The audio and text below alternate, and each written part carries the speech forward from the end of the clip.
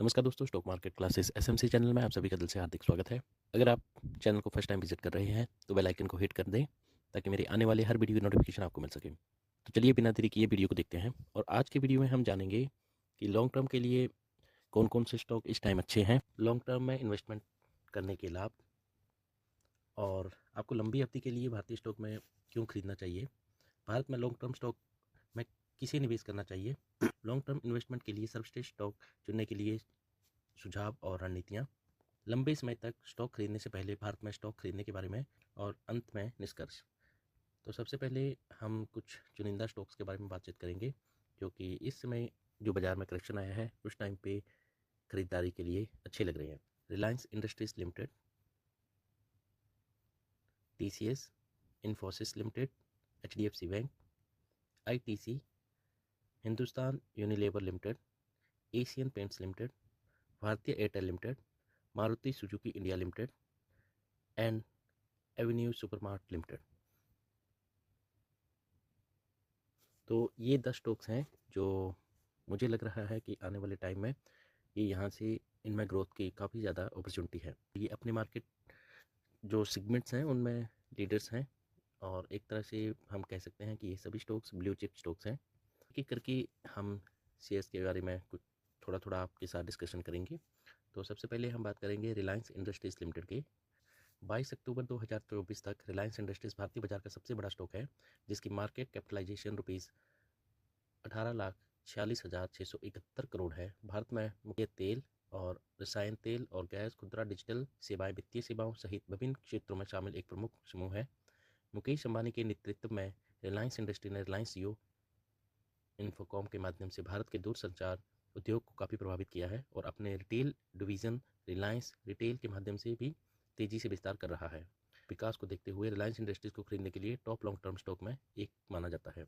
ये शेयर जो है वो नॉर्मली इतना ज़्यादा गिरता है नहीं, इसमें आप देखोगे चाहे कोरोना की तो अलग बात है, अदरवाइज़ जितने भी छोटे छोटे क्राइसिस आते हैं उसमें ज़्यादा इतना ज़्यादा इसमें गिरता नहीं है। परंतु अभी जो था इसका लास्ट आई थिंक रिजल्ट्स थोड़े ठीक नहीं रहे थे, उसके चलते और जो मार्केट के सेंटिमेंट्स थे नेगेटिव, उनके चलते इसमें अभी जो था एक करेक्शन आया था। तो यहाँ तो आपके रडार में ये स्टॉक होना चाहिए। और जो दूसरा स्टॉक है वो है TCS, टाटा कंसल्टेंसी सर्विसेज। जो TCS जो लिमिटेड है शेयर भारत का दूसरा सबसे बड़ा स्टॉक है जिसका मूल्य रुपीज़ 14,71,151 करोड़ है। TCS एक अग्रणी भारतीय IT सेवा कंपनी है जिसे वैश्विक स्तर पर अपने टेक्नोलॉजी समाधान और डिजिटल सेवाओं के लिए जाना जाता है। इसे अपनी उत्कृष्टता के लिए सम्मानित किया जाता है जो दुनिया भर के कई उद्योगों में ग्राहकों को सेवा प्रदान करता है।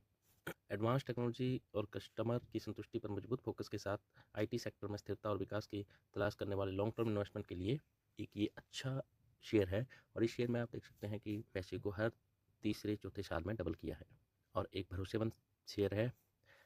TCS नाम से ही आपको समझ में आ जाएगा कि टाटा ग्रुप का ये जो शेयर है वो कितना स्ट्रॉन्ग शेयर है और अपने निवेशकों को इसने भरपूर पैसा जो है वो बना के दिया है।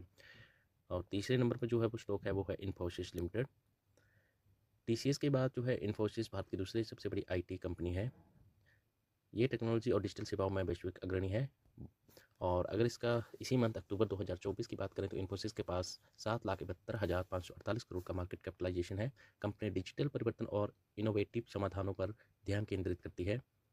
विभिन्न उद्योगों को डिजिटल बनाने में मदद मिलती है। अपनी मजबूत इन्फोशियल परफॉर्मेंस और वैश्विक पहुंच के साथ इन्फोसिस डिजिटल सर्विसेज और सेक्टर में लॉन्ग टर्म इन्वेस्टमेंट के लिए एक मजबूत विकल्प है।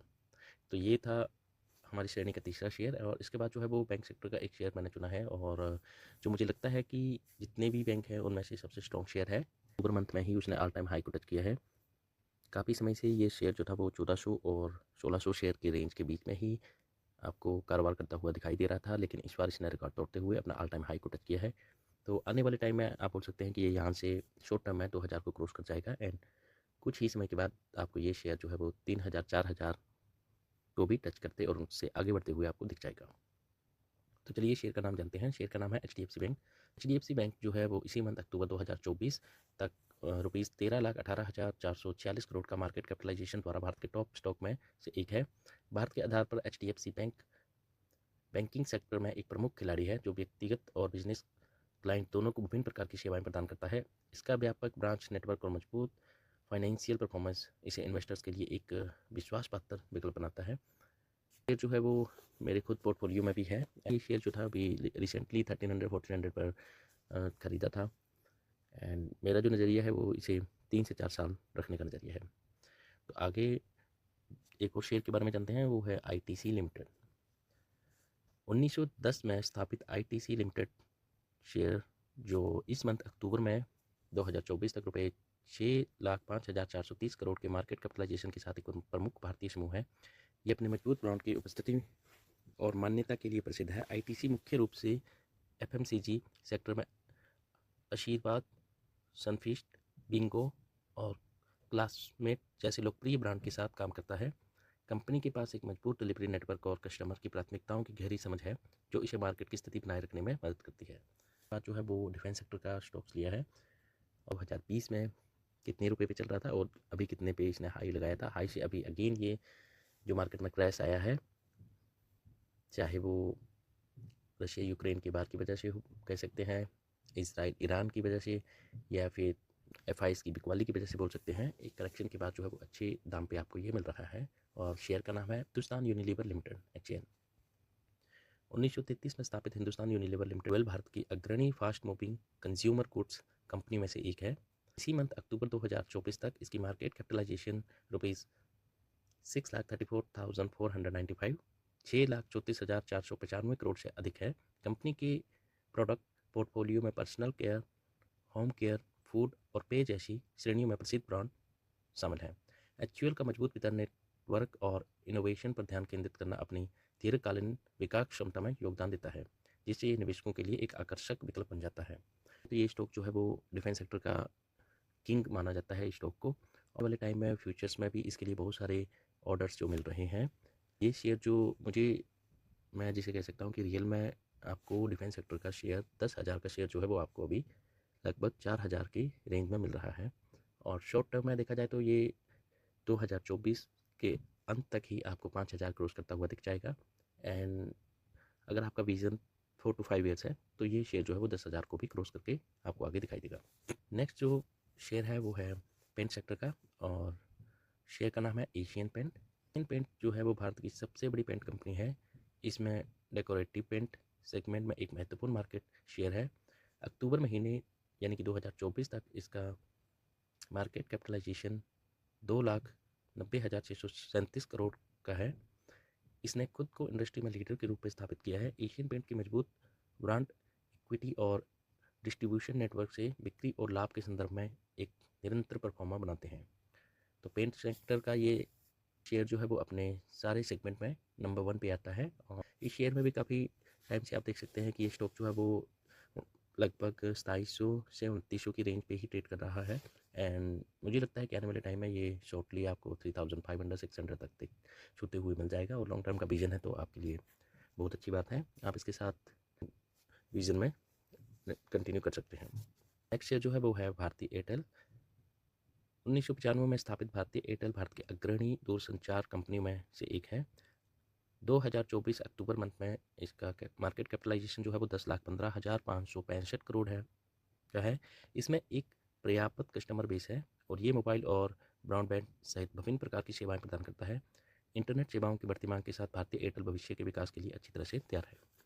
आपने जैसे कि देखा ही होगा कि जियो का कनेक्शन आने के बाद जो है वो काफ़ी सारे दूरसंचार के जितने उनमें से मेरे ख्याल से अभी जो है वो भारतीय एयरटेल जो है वही इसमें टिका हुआ है, चाहे शहर में हो या फिर आप ग्रामीण क्षेत्रों में भी देख सकते हैं कि अपने नेटवर्क की वजह से अभी भी लोगों में जियो के कंपैरिजन काफ़ी लोकप्रियता है। वोडाफोन, आइडिया और काफ़ी सारे मतलब करेक्शंस थी उनकी, तो जियो के आने के बाद धज्जियाँ उठ गई थी, लेकिन हाँ धीरे धीरे वो भी कम बैक कर रहे हैं। परंतु जो भारतीय एयरटेल था वो भरोसेमंद शेयर है। और नेक्स्ट जो है वो मारुति सुजुकी को मैंने चुना है, मारुति सुजुकी इंडिया लिमिटेड।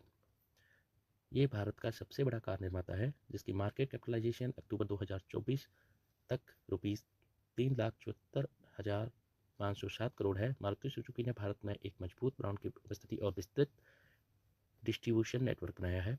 विभिन्न प्रोडक्ट लाइनअप के साथ कंपनी देश में पर्सनल मोबिलिटी की बढ़ती मांग का लाभ उठाने के लिए तैयार है। देख सकते हैं कि कार जो है वो सेगमेंट्स में मतलब काफ़ी सारे और भी हैं, चाहे वो टाटा की हो अभी आप आने वाले टाइम में देख रहे हैं कि इलेक्ट्रिकल व्हीकल्स की भी काफ़ी डिमांड है, परंतु जिसमें आप देख सकते हैं कि ज़्यादा लोगों का लोकप्रियता देखी गई है, ज़्यादा बिकवाली जिन कारों में होती है उसमें वो मारुति सुजुकी जो है वो अभी भी नंबर 1 पर बनी हुई है। तो इस शेयर के साथ भी आप फ्यूचर में लॉन्ग टर्म के लिए देख सकते हैं। नेक्स्ट जो शेयर मैंने चुना है वो सदाबहार शेयर है, एंड आई थिंक कि समय के साथ साथ उसकी डिमांड जो है वो बढ़ती ही जा रही है। ये आपके लिए शेयर जो है वो 5 से 10 साल तक भी इसे इन्वेस्टमेंट कर सकते हैं और अपने बच्चों के नाम कर सकते हैं। तो इस शेयर का नाम जो है वो है एवेन्यू सुपरमार्ट्स। एवेन्यू सुपरमार्ट जो है वो भारत की अग्रणी खुदरा श्रृंखलाओं में से एक डी मार्ट की मूल कंपनी है। कंपनी का मार्केट कैपिटलाइजेशन अक्टूबर 2024 तक 2,61,058 करोड़ है। एवेन्यू सुपरमार्ट्स का एक मजबूत बिजनेस मॉडल है जो किफ़ायती कीमतों पर क्वालिटी प्रोडक्ट प्रदान करने पर केंद्रित है, जिससे ये कंज्यूमर के बीच एक लोकप्रिय विकल्प बन जाता है। इसकी तेज़ विस्तार योजना भविष्य के विकास की सेवाओं को दर्शाती है। जो है वो निवेशक जो हैं वो पूरी तरह विश्वास करके जुड़े हुए हैं, क्योंकि आपको भी पता है कि डीमार्ट श्रेणी के साथ जुड़ा हुआ है आहार श्रृंखला के साथ, जिसका की डिमांड जो है वो आने वाले फ्यूचर्स में भी बढ़ेगा ही बढ़ेगा। जिस तरह लोगों की संख्या बढ़ रही है, तो ये जो आहार के प्रति है लोगों की ज़रूरत जो है वो समय के अनुसार बढ़ती ही जाएगी। डीमार्ट को लोग ज़्यादा इसलिए भी पसंद करते हैं क्योंकि लोगों को कम समय में उनकी घर की ज़रूरतें, चाहे वो खाने पीने की ज़रूरत हो या फिर और कोई अन्य ज़रूरत हो, वो सब एक ही जगह पर कम समय पे उनको मिल जाती है। तो इन सब को लेके फ्यूचर्स में देखा जाए तो डीमार्ट का एक अच्छा भविष्य देखा जा रहा है और लॉन्ग टर्म में इन्वेस्टर से होल्ड करके चल सकते हैं। जो शॉर्ट टर्म के लिए सोच रहे हैं 1 या 2 साल के लिए, तो उनको ये शेयर जो है वो 4,500-5,000 रुपये तक जाता हुआ दिख सकता है। इसके बाद हम बात करेंगे कि लॉन्ग टर्म इन्वेस्टमेंट स्टॉक के लाभ क्या हैं। सबसे पहले जो है वो कंपाउंडिंग ग्रोथ।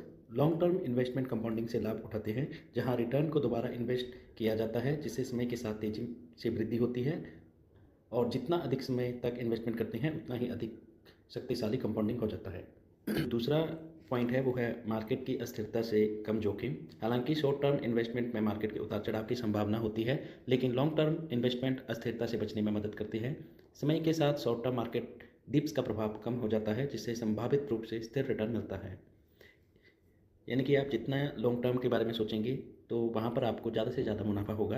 एग्जाम्पल से समझते हैं, जिन लोगों ने 2015 से मान लो इन्वेस्टमेंट किया था और उनका पोर्टफोलियो जो था फॉर एग्जांपल 1 लाख रुपए उन्होंने इन्वेस्टमेंट किया था और 2019 तक उनका 1 लाख का मान लो 5 लाख हो गया था और सडनली 2020 में जो क्रैश आया उसके चलते उनका 5 लाख से फिर वो अमाउंट 1 लाख रह गया होगा, जिस तरह 2020 में कोरोना आया।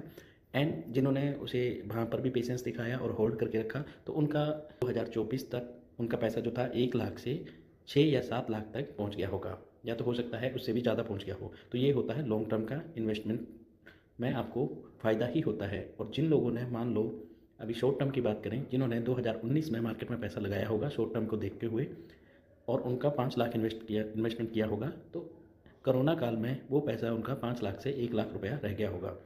तो कुछ लोग होते हैं जो शॉर्ट टर्म के लिए ही इन्वेस्टमेंट करते हैं, तो शॉर्ट टर्म में जोखिम जो है वो ज़्यादा है और लॉन्ग टर्म में क्या है, आपका पैसा जो है वो धीरे धीरे धीरे करके बढ़ता ही जाएगा। अगर कुछ अनिश्चितता होती है, कभी मार्केट डाउन भी आता है, तो फिर 1 या 2 साल के अंदर अंदर वो आपके पैसे को रिकवर कर लेगा और एक नए हाई पे पहुंचा देगा। कम ट्रांजैक्शन लागत। अक्सर खरीदने और बेचने में ब्रोकरेज फीस और टैक्स जैसी ट्रांजैक्शन लागत अधिक होती है। लॉन्ग टर्म इन्वेस्टमेंट इन लागतों को कम करते, जिसके कुल रिटर्न बढ़ते हैं। यानी कि आप प्रतिदिन अगर मानो शेयर्स खरीदते हैं बेचते हैं, तो उसमें आपको ब्रोकरेज जो है वो देना पड़ता है। और वहीं आप अगर लॉन्ग टर्म के लिए देखते हैं, तो एक बार आप शेयर खरीदते हैं और अगले 5 या 10 सालों के बाद उनको बेचते हैं, तो आपको उस ब्रोकरेज से राहत मिलती है। टैक्स लाभ। कई क्षेत्रों में लॉन्ग टर्म कैपिटल गेन पर शॉर्ट की तुलना में कम दर पर टैक्स लगाया जाता है, जिससे टैक्स के बाद बेहतर रिटर्न मिलता है। फाइनेंशियल लक्ष्यों के साथ बेहतर संरेखण। रिटायरमेंट, बच्चों की शिक्षा या घर खरीदने जैसे महत्वपूर्ण फाइनेंशियल लक्ष्यों को प्राप्त करने के लिए लॉन्ग टर्म इन्वेस्टमेंट आदर्श है। वे वेल्थ बिल्डिंग स्ट्रेटजी के साथ अच्छी तरह से मेल खाते हैं। फंडामेंटल पर ध्यान केंद्रित करना। Long term investment short term market शोर के बजाय कंपनी के फंडामेंटल पर ध्यान केंद्रित करते हुए अपना निवेश करें और अधिक से अधिक जानकारी और संभावित रूप से लाभदायक निर्णय लें। इसका मतलब है कि जैसे शॉर्ट टर्म में क्या होता है, लोग टिप्स के ऊपर ज़्यादा जाते हैं कि आज मार्केट ऊपर जाने वाला है, आज मार्केट नीचे जाने वाला है, या तो बाई करें या सेल करें, तो इसमें भी अपना काफ़ी सारा वो पैसा डुबा देते हैं और अगर लॉन्ग टर्म के लिए हो तो आप कंपनी के फंडामेंटली जो रिजल्ट्स होते हैं, क्वार्टरली हुआ, फाइनेंशियली ईयर वाइज हुआ, उन रिजल्ट को और कंपनी किस तरह से काम कर रही है, कंपनी के भविष्य क्या है और किन सेक्टर्स पे कंपनी काम कर रही है। एग्जाम्पल से हम समझते हैं आने वाले टाइम में ज़्यादातर इंडिया में सोलर एनर्जी और इलेक्ट्रिकल व्हीकल की डिमांड बढ़ने वाली है। तो आप ये अपने दिमाग में सारी बातें, मतलब फ्यूचर्स में क्या क्या प्रोजेक्ट्स होने वाले हैं एनर्जी लेवल के ऊपर, हमारा इलेक्ट्रिकल व्हीकल के ऊपर एंड एनवायरनमेंट के चलते हुए किन चीज़ों पे हमें ज़्यादा से ज़्यादा ध्यान केंद्रित करना चाहिए। तो ऐसे आप खुद से भी अध्ययन करके डिसीजन ले सकते हैं। ऐसे शेयर्स को चुनें जिनका फ्यूचर्स में डिमांड बढ़ने वाली है, ना कि आप शॉर्ट टर्म में किसी की छोटी छोटी टिप्स कि आज ये होने वाला है, कल को ऐसा होगा, उसके चलते आप ज़्यादा लॉस कर सकते हैं as compare to long term. Dividend income, कई लॉन्ग टर्म स्टॉक नियमित डिविडेंड प्रदान करते हैं जिससे कैपिटल के साथ साथ अतिरिक्त इनकम भी मिलती है। फॉर एग्जांपल के लिए अगर हम बात करें तो बहुत सारे स्टॉक्स ऐसे हैं जो कि हर साल 2 बार आपको डिविडेंड प्रोवाइड करते हैं। इसी के साथ वीडियो में आगे बढ़ते हुए हम जानेंगे कि हम किस तरह शेयर मार्केट में इन्वेस्टमेंट करें और शेयर मार्केट में हमें इन्वेस्टमेंट करने के लिए किन किन चीज़ों की ज़रूरत है, डीमैट अकाउंट कैसे खोलें, लंबी अवधि के लिए भारतीय स्टॉक मार्केट में क्या निवेश करना उचित है या गलत, लॉन्ग टर्म स्टॉक में किसे निवेश करना चाहिए और इन्वेस्टमेंट के लिए हम सर्वश्रेष्ठ स्टॉक कैसे चुनें। और इसी के साथ अंत में हम ये भी जानेंगे कि स्टॉक खरीदने के बाद कौन से कारण हैं जिनसे कि हम भारतीय मार्केट में यानी कि भारतीय शेयर मार्केट में हम इन्वेस्टमेंट करें। तो इन सब को जानेंगे इस वीडियो में। तो उससे पहले कि मेरा सबसे आप लोगों से एक अनुरोध है, वीडियो को लाइक करें और चैनल को ज़रूर सब्सक्राइब करें। आपके चैनल को सब्सक्राइब करने से और लाइक करने से हमें एक मोटिवेशन मिलता है नए वीडियो बनाने के लिए। तो चलिए आगे हम जानते हैं। तो इन्वेस्टमेंट शुरू करने के लिए आपको डीमैट अकाउंट खोलने की ज़रूरत होती है सबसे पहले। और आप डीमैट अकाउंट जो है वो चाहे अपस्टॉक, एंजल वन, ICICI इन सब में खोल सकते हैं। पर मेरा पर्सनल जो एक्सपीरियंस है वो मैं आपके साथ शेयर करना चाहता हूँ कि मैं 3 डीमैट अकाउंट के साथ अपना एक्सपीरियंस जो है मेरा वो रह चुका है, वो अपस्टॉक, एंजल वन और जीरोधा के साथ। तो इन सब में जो मुझे सबसे ईजी और बेस्ट लगा वो है अपस्टॉक। तो जिन्होंने भी अभी तक इन्वेस्टमेंट शुरू नहीं किया है और जो शेयर मार्केट में इन्वेस्टमेंट करना चाहते हैं उनके लिए मैं अपना डिस्क्रिप्शन में अपस्टॉक का लिंक जो है वो शेयर कर दूंगा। वहाँ पे जाके आप ईज़िली डाउनलोड करके आपका अपना इन्वेस्टमेंट शुरू कर सकते हैं और फ्यूचर में एक अच्छी वेल्थ क्रिएट कर सकते हैं।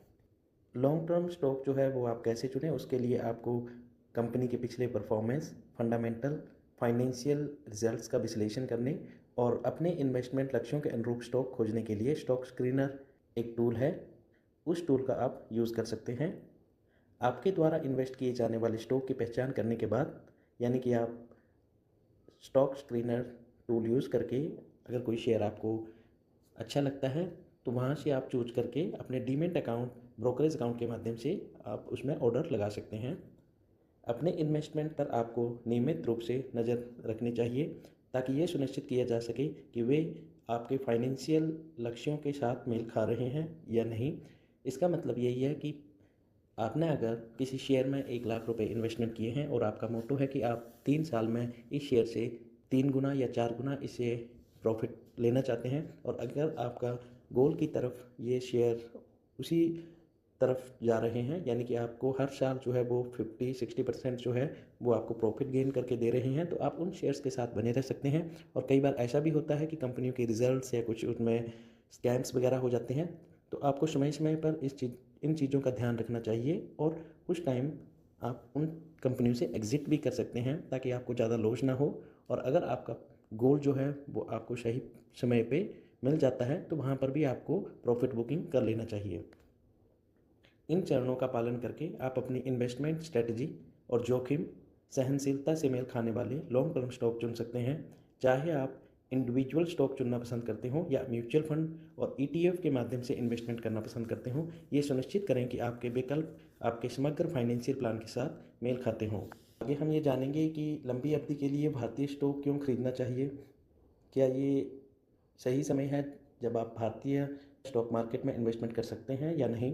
तो इसके लिए मैंने कुछ पॉइंट्स जो हैं वो रखे हैं कि विस्तारित समय में विकसित होने की संभावना जो है वो भारतीय स्टॉक मार्केट में, भारतीय कंपनियों में ज़्यादा है। भारत के दीर्घकालीन आर्थिक विकास से लाभ प्राप्त करने का मौका अच्छा है। विभिन्न बिजनेस और क्षेत्रों के बीच डाइवर्सिफिकेशन ज़्यादा है। कुछ समय से चल रही कंपनियों तक एक्सेस और अच्छा ट्रैक रिकॉर्ड रखना मासिक डिविडेंड आय प्राप्त करने का अच्छा मौका है। अगर आपके पास डिविडेंड का भुगतान करने वाले स्टॉक हैं तो आपको उनके प्रति हर साल में 2 बार या 3 बार डिविडेंड भी मिलेगा। शॉर्ट टर्म मार्केट में बदलाव को संभालने में सक्षम होना। भारत में दीर्घकालीन स्टॉक में निवेश करने से खरीदारों को देश की विकास कहानी में शेयर करने की अनुमति मिलती है। भारत के लाभकारी जनसांख्यिकी, बढ़ते मध्यम वर्ग और बढ़ते खर्च स्तर विभिन्न क्षेत्रों में व्यवसायों के लिए उपयुक्त वातावरण पैदा करते हैं। 2024 में इन लॉन्ग टर्म स्टॉक खरीदकर खरीदार भारत की आर्थिक क्षमताओं का लाभ उठा सकते हैं और स्थिर रिटर्न के प्रभावों से काफ़ी ज़्यादा लाभ उठा सकते हैं। तो इस समय जो है वो भारतीय शेयर मार्केट में इन्वेस्टमेंट करना डेफिनेटली आपके लिए अच्छा होगा, क्योंकि जो इंडियन गवर्नमेंट भी है वो अभी भारत में ज़्यादा से ज़्यादा निर्यात और अपना खुद का बिजनेस सेटअप करने में लगी हुई है।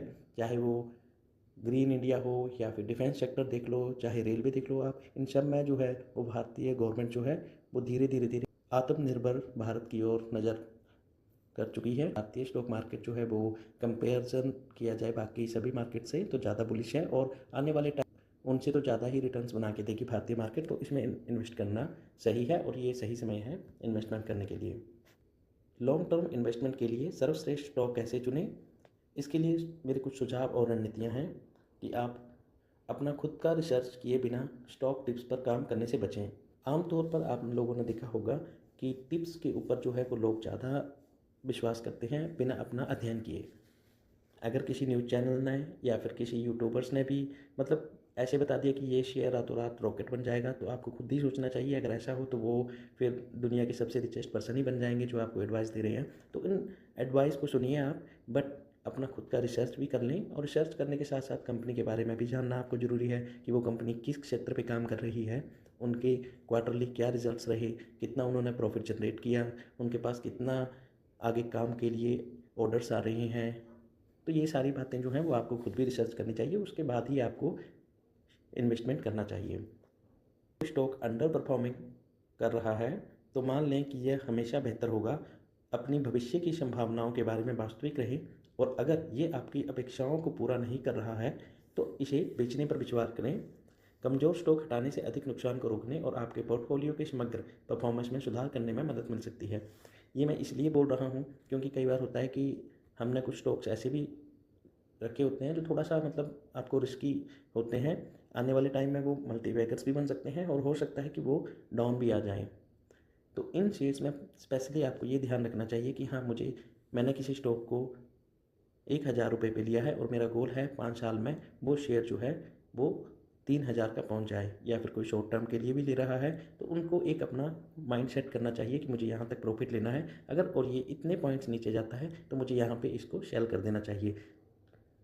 इंसान क्या है, जब प्रॉफिट में देखता है तो वो थोड़ा प्रॉफिट लेता है और सेल कर देता है, वहाँ पे उनमें पेशेंस कम होता है। और जब मार्केट में क्रैश आता है या फिर आपके पोर्टफोलियो ज़्यादा ही डाउन आता है और अगर आपका लॉन्ग टर्म का विज़न है तो मैं उसमें ये बोल दूंगा कि अच्छे कंपनीज़ हैं तो आप बिना डरे रह सकते हैं। पर कुछ लोग होते हैं जो रिस्की भी स्टॉक्स को ज़्यादा चूज़ करते हैं, तो उन लोगों के लिए स्पेशली अपना एक स्टॉप लॉस भी रखें और वहाँ पर आप क्या है माइंड सेट करें कि मुझे इतना ही नुकसान होगा तो मैं वहाँ पर इसको सेल कर दूंगा, मैं इस स्टॉक से निकल जाऊंगा। तो ये होना चाहिए कि आप लॉस को भी उतना ही कंपैरिजन करके चलें जितना आप प्रॉफिट के बारे में सोचते हैं। अगर आपको प्रॉफिट 5,000 का लेना है तो आपको लॉस जो है वो 1,000 या 2,000 तक ही होना चाहिए। ये नहीं कि आपका 5,000 प्रॉफिट के चक्कर में आपने अपना 50,000 का पूंजी को गवा दिया। इन्वेस्ट करते समय अपने बजट से जुड़े अपने सभी पैसों का एक स्टॉक में रखने के बजाय इसे कई हाई परफॉर्मिंग स्टॉक में फैलाएं। ये डाइवर्सिफिकेशन आपको जोखिमों से बचाने में मदद करता है और बेहतर लॉन्ग टर्म ग्रोथ को सपोर्ट करता है। अगर आप एक ही शेयर में या फिर डिफेंस सेक्टर में ही मान लो आपने पूरे शेयर्स लगा दिए तो हो सकता है किसी टाइम वो पूरा सेक्टर जो है वो डाउन हो जाए और बाकी सेक्टर अप रहे। तो इसीलिए अपने पोर्टफोलियो को बैलेंस करने के लिए आपको अलग अलग सेक्टर्स में पैसे लगाने चाहिए। फॉर एग्जांपल के लिए अगर देखेंगे हम तो 2022 के बाद जो है वो आईटी सेक्टर जो है वो काफ़ी धीमे चला और काफ़ी डाउन पे रहा कंपेरेटिबल टू अदर सेक्टर्स। तो इसीलिए अगर जिस किसी ने ओनली अपना पैसा मैक्सिमम मान लो आईटी सेक्टर में लगाया होगा तो उनका 2-3 साल का जो था वो रिटर्न जो है वो नेगेटिव ही मिले होंगे उनको। और अगर आप 10 शेयर्स में अलग अलग लगाते हो अच्छे शेयर्स पे, तो वो क्या है, वो आपके पोर्टफोलियो को बैलेंस करके लेके चलते हैं। अपने लक्ष्यों के अनुरूप एक स्पष्ट इन्वेस्टमेंट स्ट्रेटजी विकसित करें और उनका पालन करें। फंडामेंटल और टेक्निकल एनालिसिस का उपयोग करके पूरी रिसर्च करें और सूचित निर्णय लेने के लिए स्टॉक स्क्रीनर जैसे टूल का उपयोग करें। एक अनुशासित दृष्टिकोण आपको मजबूत लॉन्ग टर्म इन्वेस्टमेंट चुनने की संभावनाओं में सुधार करेगा। इन रणनीतियों का उपयोग करके आप स्मार्ट इन्वेस्टमेंट विकल्प चुन सकते हैं और लॉन्ग टर्म ग्रोथ को सपोर्ट करने वाला पोर्टफोलियो बना सकते हैं। इसी के साथ हम अंत में ये जानेंगे कि लंबे समय तक स्टॉक खरीदने से पहले भारत में स्टॉक खरीदने के बारे में सोचने लायक क्या कारक हैं जिनके चलते कि आप इंडियन मार्केट में इन्वेस्टमेंट कर सकते हैं। तो कंपनी, फाइनेंस, मैनेजमेंट और मार्केट के बारे में बुनियादी बातें जो है वो आपको जाननी चाहिए। इंडस्ट्री ग्रोथ की आशाएं और ट्रेड के बारे में आपको नॉलेज होना चाहिए। मूल्यांकन उपाय यानी कि पीई और पीबी, भुगतान रिटर्न, जोखिम क्षमता और बिजनेस लक्ष्य, पोर्टफोलियो विविधता एवं एसेट एलोकेशन, ब्याज दरें, मुद्रास्फीति, सरकारी उपाय। दीर्घकालीन स्टॉक खरीदकर विचार करते समय कंपनी की मूलभूत बातों का विस्तृत अध्ययन और विश्लेषण करना आवश्यक है। तो अंत में मैं यही आपको बताना चाहता हूँ कि as compare to long term और शॉर्ट टर्म, आप लॉन्ग टर्म में अगर इन्वेस्टमेंट करते हैं तो आपके 99% चांसेस जो हैं वो प्रॉफिट गेन करने हैं। तो ये वीडियो जो था ये मैंने आपके साथ इसलिए शेयर किया कि बहुत सारे नए नए इन्वेस्टर्स होते हैं जिनको पता नहीं होता है कि किस तरह हम शेयर मार्केट में इन्वेस्टमेंट करें और उनको किस तरह शेयर्स को चुनना चाहिए, क्या उन्हें लॉन्ग टर्म में इन्वेस्टमेंट करना चाहिए या फिर शॉर्ट टर्म में। तो इसी जानकारी को देने के लिए मैंने ये वीडियो बनाया है। ये ओनली एजुकेशनल पर्पज़ का वीडियो है। आप अपना खुद का रिसर्च करें, उसके बाद ही बाय और सेल करने का डिसीज़न लें। उम्मीद है कि ये वीडियो आपको पसंद आया होगा। तो वीडियो को ज़्यादा से ज़्यादा शेयर करें, लाइक करें और चैनल को सब्सक्राइब करें। तो फिर मिलते हैं एक और नए वीडियो के साथ, तब तक के लिए धन्यवाद।